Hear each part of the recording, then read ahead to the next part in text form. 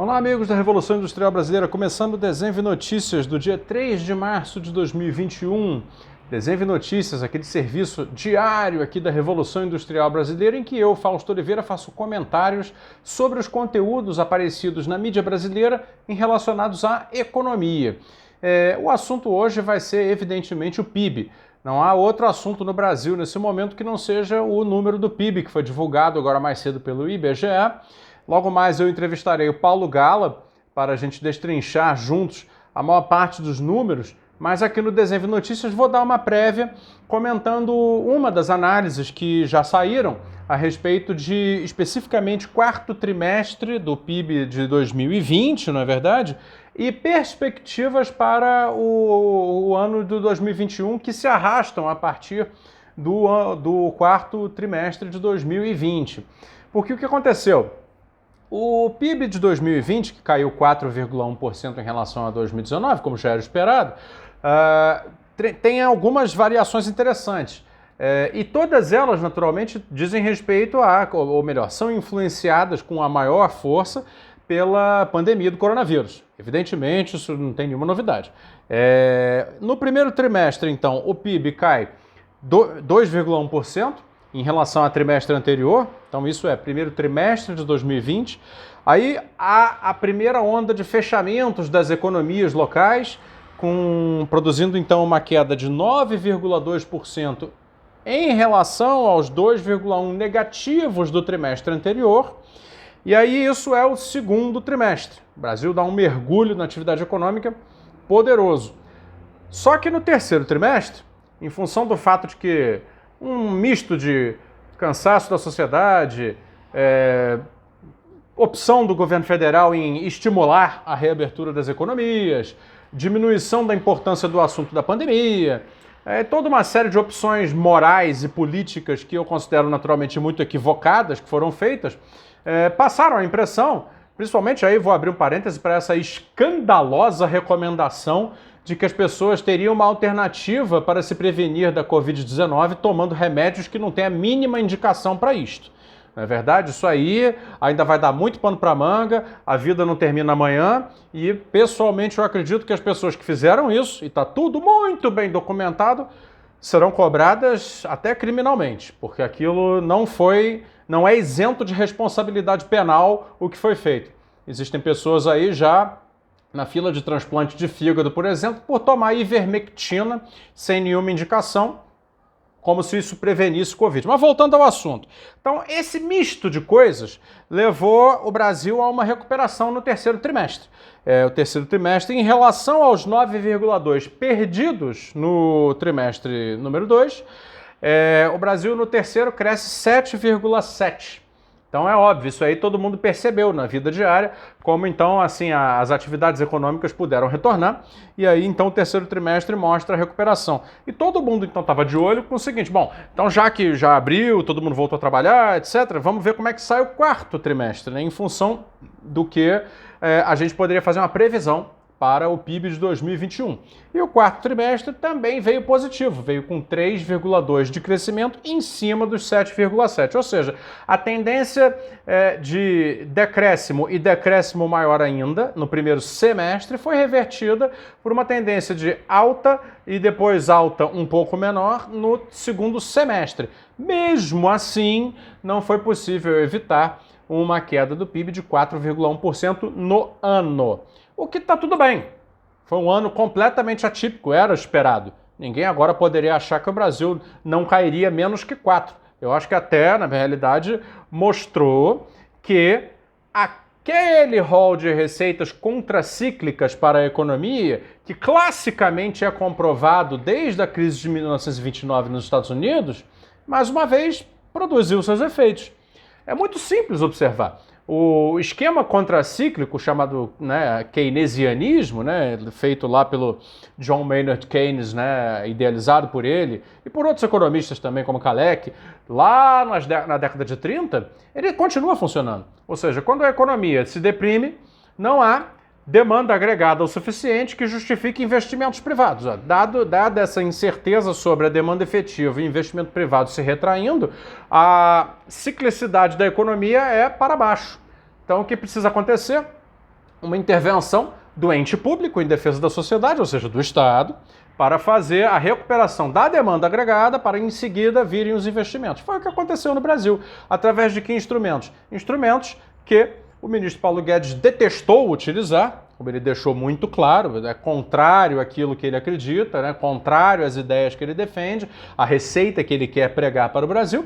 E ele foi obrigado, pela realidade, a adotar esses instrumentos. Dois que eu destaco principalmente são os óbvios, né? Auxílio emergencial distribuído a 60 e tantos milhões de pessoas, que foi tamanha a distribuição de dinheiro que acabou aumentando a renda média desses brasileiros despossuídos, cuja renda média é baixa demais. E vejam, nem é que R$600 por mês signifique muita coisa, mas é que para o Brasil, em situação tão miserável como ele é, R$600 por mês, assim de graça, acabou virando maior renda média para muitos recebedores do auxílio emergencial do que tinham antes. E o segundo programa, também de ordem keynesiana, né, de estímulo à demanda agregada, que foi feito indiretamente, foi o Pronamp. O Pronamp fez uma garantia de emprego contra certas facilitações, tanto de crédito quanto de isenção, para os empresários, principalmente pequenos empresários, e apesar de dificuldades burocráticas, o programa, né, reconheçamos, funcionou. Evidentemente que não funcionou para todas as empresas. Aí o que eu quero dizer é o seguinte, ora, se estava tudo caminhando no caminho correto, vejam bem agora, esse é o ponto de inflexão aqui do nosso pensamento, aqui, da nossa interpretação. Tudo vinha caminhando no caminho correto. Políticas contracíclicas estavam sendo feitas no momento em que elas eram necessárias, ajudadas por um panorama de juro baixo, juro historicamente baixo, que é fruto de um contexto macroeconômico anterior altamente recessivo, com a demanda agregada que já vinha plana num nível muito baixo.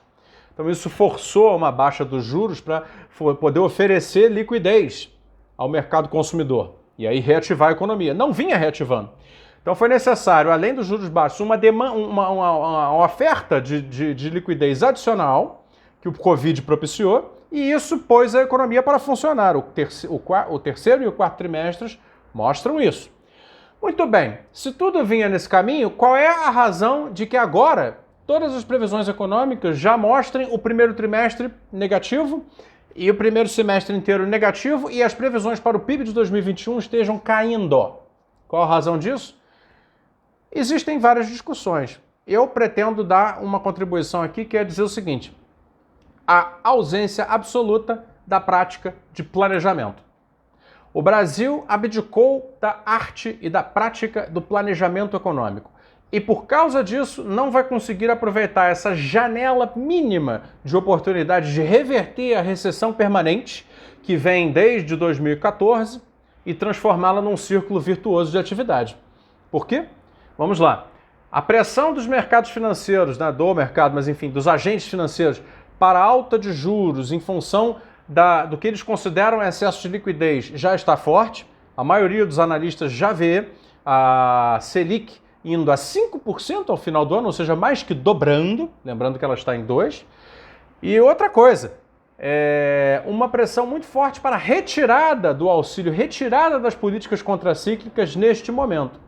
Então, por aí você já vê que provavelmente o governo vai ceder a isto, né? O Paulo Guedes ontem já mandou logo uma chantagem dizendo que vai virar Venezuela, não sei mais o que e tal, como se isso fosse possível, dado que o Brasil tem quase 400 bilhões de dólares de reserva, então não é possível virarmos uma Venezuela, mas ele já disse ontem, se formos no caminho errado é para virar Venezuela. Então ele já manda essa chantagem, sendo que o que ele quer dizer é o seguinte, ó, acabou essa farra de auxílio, acabou essa farra de isenção, acabou essa farra de... Quer dizer, todas as políticas contracíclicas ele trata como se fossem farra, como se fossem, né, irresponsabilidades. Então isso aí já está montando um cenário de retorno ao paradigma da recessão permanente já no início de 2021. E isso é a ausência de planejamento. Agora, tem um outro galho brabo aí na ausência de planejamento brasileiro, que é o seguinte: nós vivemos uma situação econômica agravada nesse instante da história brasileira por um aspecto que atinge a todos no mundo, que é o aspecto da Covid, a pandemia. Ora, Todos os países inteligentes, governados com inteligência no mundo neste momento, estão usando a oportunidade da pandemia para não apenas fazer políticas contracíclicas, mas para retomar o planejamento econômico central na direção de fazer do limão uma limonada. Na direção de pegar a crise econômica gerada pelo Covid e fazer transformações estruturais da economia. Estabelecer a nova economia verde, estabelecer novos setores farmacêuticos, estabelecer novas tecnologias de bioquímica, de farmoquímica, etc, etc, etc. Novas relações comerciais internacionais. Tudo isso depende de planejamento econômico. E o Brasil abriu mão de fazer o planejamento econômico. Tanto é assim que até planejamentos burocráticos, organizacionais mínimos, por exemplo, agendar uma vacinação, comprar com antecipação as vacinas, facilitar que os estados e os entes federados façam compras de vacina também, facilitar que a agência reguladora possa replicar autorizações dadas por agências as mais renomadas no mundo para as vacinas aqui. Tudo isso está sendo dificultado. Ou seja, é o antiplanejamento. Então, praticando o antiplanejamento, o Brasil está agravando o problema econômico da Covid e, com isso, evitando, e junto também com a renúncia às políticas contracíclicas que virá, né, a renúncia já está anunciada, vai colher o resultado, vai colher, de novo, um mergulho na atividade econômica. Tudo isso para dizer o seguinte, pessoal, a tão propalada oposição entre atividade econômica funcionando e prevenção à disseminação do Covid-19 é uma oposição falsa. E por que eu digo que é uma oposição falsa? É um falso dilema. Por quê? Em todos os países do mundo, o Estado assume a função de planejar a gestão da crise. E a diferença do Brasil é unicamente o fato de que o Estado não planeja a gestão da crise. Nem no sentido de estabelecer uma política perene de contraciclicidade, para fazer a economia continuar girando numa outra lógica que permita fazer a prevenção da doença, com distanciamento, etc, etc, etc, e ainda atrapalha isso com medidas as mais estúpidas, como também não planeja, dentro da situação de crise, fazer do limão uma limonada. Por exemplo, nós temos a capacidade produtiva de fazer vacinas, mas não temos a matéria-prima. Onde foi feito o planejamento para reduzir essa dependência e, a partir de agora, estabelecer um complexo bioquímico que pudesse usar a crise para isso? Não está sendo feito. Ou muito lentamente, de forma atabalhoada e sem orçamento. Respiradores pulmonares. Graças à WEG, uma empresa brasileira, conseguimos produzir ventiladores do zero. Porque a nossa capacidade produtiva de produzir equipamentos eletromédicos se reduziu muito com a desindustrialização. Mas ainda temos uma empresa capaz. O governo sequer tomou notícia disso.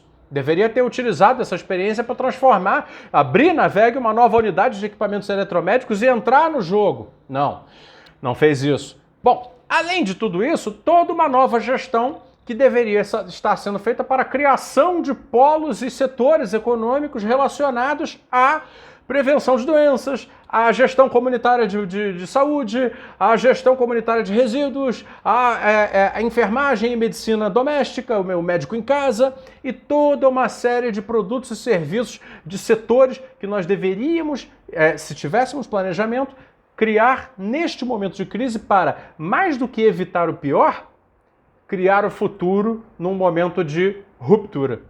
É exatamente o que fazem nesse momento a Europa, Estados Unidos, Israel, China, a própria Rússia, e estão aí fazendo, dando lição ao mundo, tanto de política contracíclica, quanto de planejamento econômico de longo prazo.